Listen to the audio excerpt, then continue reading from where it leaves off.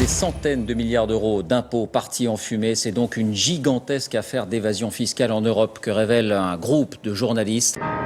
Des accords secrets passés entre le gouvernement luxembourgeois et de grandes entreprises pour payer moins d'impôts. L'affaire a été révélée la semaine dernière par 40 journaux à travers le monde. Et pourtant, ce n'est pas un scoop. Cache Investigation, l'émission poil à gratter du PAF, qui démange et dérange les multinationales, l'a traité 2 fois depuis 2012. Particuliers ou multinationales, ils connaissent par cœur la carte des paradis fiscaux et leur argent passe d'un compte à un autre dans l'opacité la plus totale. C'est ce journaliste, Édouard Perrin, qui avait enquêté pendant plus d'1 an sur l'affaire. Bonjour, Édouard Perrin de France 2. Nous, on a juste fait le passage entre le caractère secret de ces documents, l'exposer sur la place publique, donner les enjeux, et après, notre rôle, il s'arrête. L'opinion publique s'en empare, les décideurs s'en emparent. L'émission est réalisée ici, à l'agence Première Ligne, fondée par l'ancien journaliste de Canal+, Paul Moreira. Pour lui, le scandale du Luxembourg Leaks, c'est une forme d'aboutissement. C'est juste génial, quoi. On fait quand même ce boulot en gros pour secouer un peu les règles du jeu quand elles sont injustes, et que là, il y a un résultat palpable. C'est un immense plaisir citoyen. Il y a 2 ans, l'enquête n'avait pas eu beaucoup de répercussions, en tout cas pas autant qu'à l'étranger. En Grande-Bretagne, l'émission phare de l'investigation, c'est Panorama, diffusée sur la BBC depuis plus de 60 ans. En 2012, elle dénonce, comme France 2, l'évasion fiscale des entreprises au Luxembourg. Suite à la diffusion, le Parlement britannique a entendu les représentants d'Amazon et ils ont passé un mauvais quart d'heure. La totalité de votre activité économique est ici, en Grande-Bretagne. Et pourtant, ici, vous ne payez aucun impôt. Et ça nous agace, ça nous énerve vraiment. En France, cette scène n'a pas eu d'équivalence avec les AXA, BNP ou Crédit Agricole, adeptes de l'optimisation fiscale.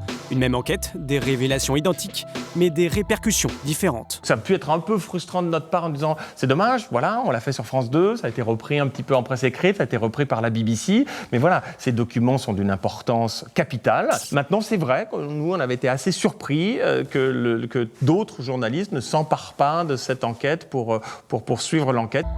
Alex Taylor, journaliste britannique, est installé en France depuis des années.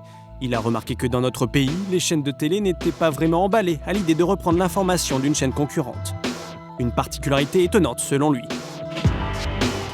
Vous avez quelque chose de très spécifique en France que j'ai pas vu ailleurs, c'est-à-dire que c'est la concurrence frontale de l'information contre l'information. Je ne comprends pas du tout pourquoi ce serait mal vécu si Channel 4 parlait d'une information sous prétexte qu'elle serait le domaine uniquement de la BBC ou de la chaîne qui l'avait sortie. Ça, c'est une attitude qui me paraît particulièrement hexagonale.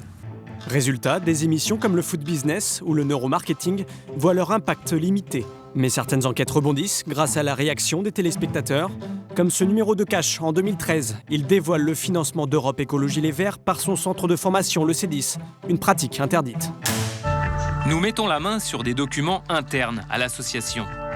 Ils révèlent que le centre de formation a participé en 2004 à l'achat du siège national des Verts pour 75 000 €.